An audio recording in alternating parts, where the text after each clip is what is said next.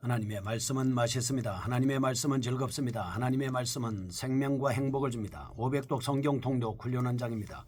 여수 살리는 교회 임기환 목사가 하나님의 말씀을 봉독하고 전하는 시간입니다. 함께 하시면 기적이 일어납니다. 알람을 설정하시고 들으시면 좋겠습니다. 본 방송은 유튜브에서 성경 통독 임기환 검색하시고 구독하시면 계속되는 하나님의 말씀 업데이트를 통해서 은혜 받으실 수 있습니다. 오늘은 시편 147편을 봉독하고 말씀을 전하겠습니다. 시편 147편. 할렐루야, 우리 하나님을 찬양하는 일이 선함이여 찬송하는 일이 아름답고 마땅하도다. 여호와께서 예루살렘을 세우시며 이스라엘에 흩어진 자들을 모으시며 상심한 자들을 고치시며 그들의 상처를 싸매시는도다. 그가 별들의 수요를 세시고 그것들을 다 이름대로 부르시는도다. 우리 주는 위대하시며 능력이 많으시며 그의 지혜가 무궁하시도다. 여호와께서 겸손한 자들은 붙드시고 악인들은 땅에 엎드러 뜨리시는도다. 감사함으로 여호와께 노래하며 수금으로 하나님께 찬양할지어다. 그가 구름으로 하늘을 덮으시며 땅을 위하여 비를 준비하시며 산에 풀이 자라게 하시며 들짐승과 우는 까마귀 새끼에게 먹을 것을 주시는도다. 여호와는 말에 힘이 세다 하여 기뻐하지 아니하시며 사람의 다리가 억세다 하여 기뻐하지 아니하시고 여호와는 자기를 경외하는 자들과 그의 인자하심을 바라는 자들을 기뻐하시는도다. 예루살렘아 여호와를 찬송할지어다. 시온아 내 하나님을 찬양할지어다. 그가 내 문빗장을 견고히 하시고 내 가운데 있는 너의 자녀들에게 복을 주셨으며 내 경내를 평안하게 하시고 아름다운 밀로 너를 배불리시며 그의 명령을 땅에 보내시니 그의 말씀이 속히 달리는도다. 눈을 양털같이 내리시며 서리를 재같이 흩으시며 우박을 떡 부스러기같이 뿌리시나니 누가 능히 그의 추위를 감당하리요.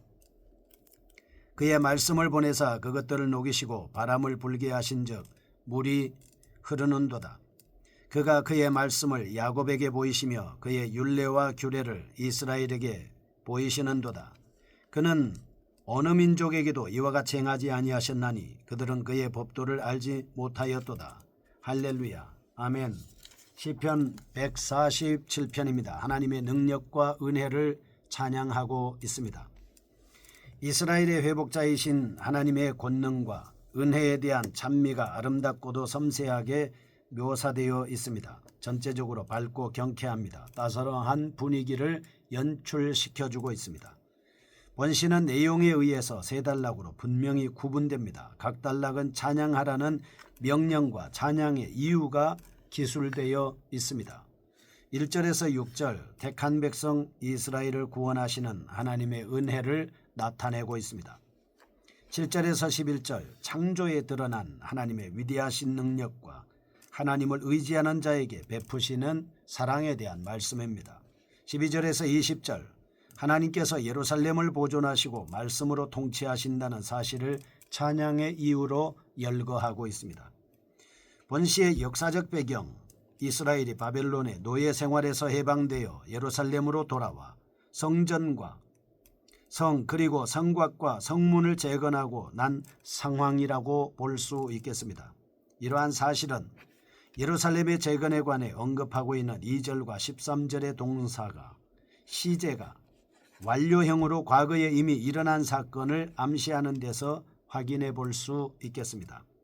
에스라와 느헤미야에 의해 성전 재건이 어느 정도 완성된 시기에 이스라엘은 군사적, 사회적, 경제적으로 안정과 부흥을 누리게 됐습니다. 시인은 이러한 이스라엘의 회복이 자신들의 노력에 의해 달성된 것이 아니라 오직 하나님의 한량없는 은혜 때문이라고 고백하고 있습니다. 마찬가지로 여러분이 받은 것도 한량없는 하나님의 은혜입니다. 한편 본시는 전체적으로 보아 33편과 104편, 이사야 40장에서 55장까지의 영향을 받은 흔적이 뚜렷하게 드러나고 있습니다. 세 번째 단락에서는 전반적인 내용이 시온에 집중되어 있음을 보아서 본시편이 성전 예배에 사용되었다라고 하는 것을 알 수 있겠습니다.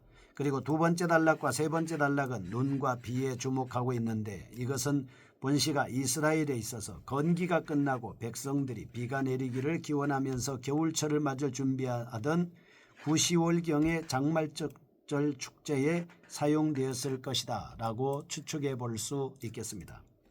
또한 본시는 외형상 그 내용 전개가 다소 산만해 보이긴 하지만 두 가지의 뚜렷한 주제가 시인의 찬양을 지탱하고 있다 하는 것입니다. 바로 창조와 이스라엘 민족을 선택하심으로 나타나는 여호와의 전능과 따뜻한 관심입니다.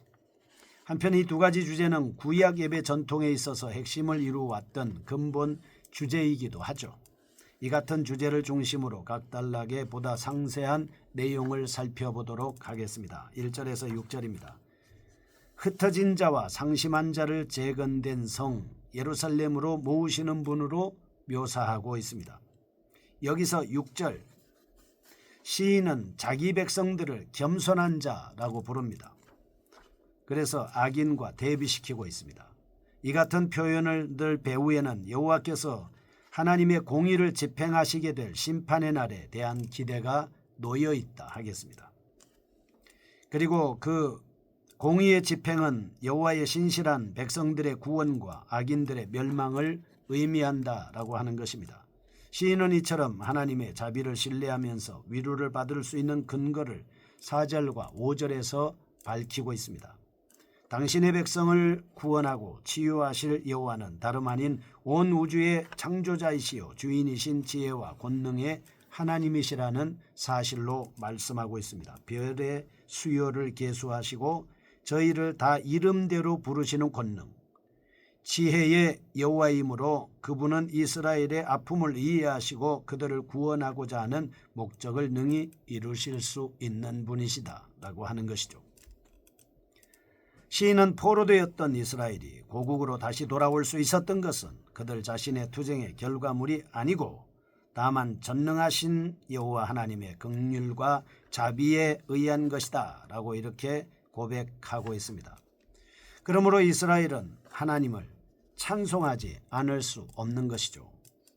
그들이 고국으로 돌아와 예루살렘을 재건한다는 사실은 구원 역사에 대한 회복임과 동시에 이스라엘과 여호와가 맺은 언약을 다시 갱신한다라고 하는 의미를 가지고 있습니다. 그러므로 이스라엘의 귀환은 언약 백성들을 한량없는 은혜로 구원하시는 하나님에 대한 감격스러운 찬양을 불러일으킬 수밖에 없습니다. 또한 예루살렘을 그 파멸로부터 다시 재건한다는 것은 단순히 물리적 외형적 보수를 의미하지 않는 것이죠. 3절 그것은 상처받은 심령을 싸매주고 고쳐주는 일이었습니다. 그러나 하나님은 이 상처를 고쳐주시고 그 아픈 데를 싸매어 주셨습니다. 구원의 기쁨을 회복시켜 주시고 새로운 희망으로 채워주셨습니다. 7절에서 11절 더욱 감사에 집중하고 있습니다. 시인의 시야는 여기서 더 넓은 자연에까지 확장됩니다. 구름 덮인 하늘과 먹이를 찾는 울음을 하나의 기도로 여기면서 야생 짐승들에 대한 뜨거운 관심을 나타내고 있습니다. 그럼에도 불구하고 여기서도 여호와의 주된 관심과 배려는 그의 백성 이스라엘에게로 좁혀지고 있다 하는 것입니다. 이와 같은 하나님은 한 개인과 민족의 운명을 좌우할 능력과 자비를 지니신 분이면서 자연계를 지배하는 능력을 가지고 계시는 분이십니다. 당시 이스라엘 주변의 이방 민족들은 자연을 신격화하여 예배의 대상으로 삼았습니다. 이스라엘은 이 모든 자연을 하나님을 찬양하는 기관으로 생각했습니다. 맞습니다. 자연과 그 모든 현상은 하나님의 명령대로 움직이고 있기 때문입니다.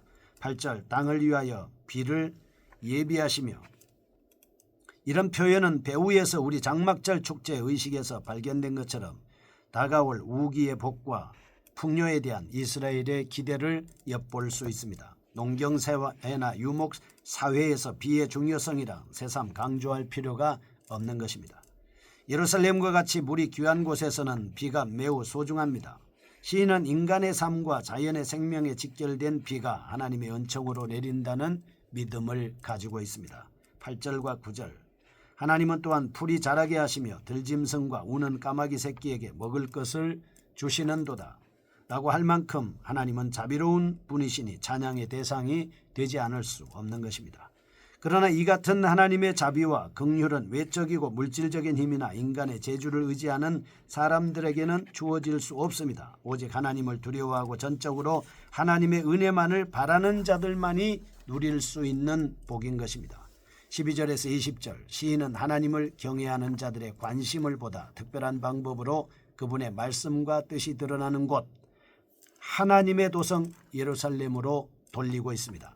예루살렘과 이스라엘이 하나님의 특별한 사랑의 대상이 되는 언약 백성임을 시인은 강조하고 있습니다. 19절, 저가 그 말씀을 야곱에게 보이시며 그 유래와 규례를 이스라엘에게 보이시는도다 라고 그렇게 말씀하고 있습니다. 여기서 나타난 말씀, 율례, 규례 모두 하나님의 뜻을 이스라엘에게 알려주는 도구인 것입니다. 신명기에서도 율법과 법대와 규례를 주어 백성들이 의롭게 살도록 지시해 준 나라가 이스라엘밖에 없다라고 이렇게 말씀합니다. 이것은 이스라엘의 특권임과 동시에 그들의 책임과 의무를 내포하고 있습니다.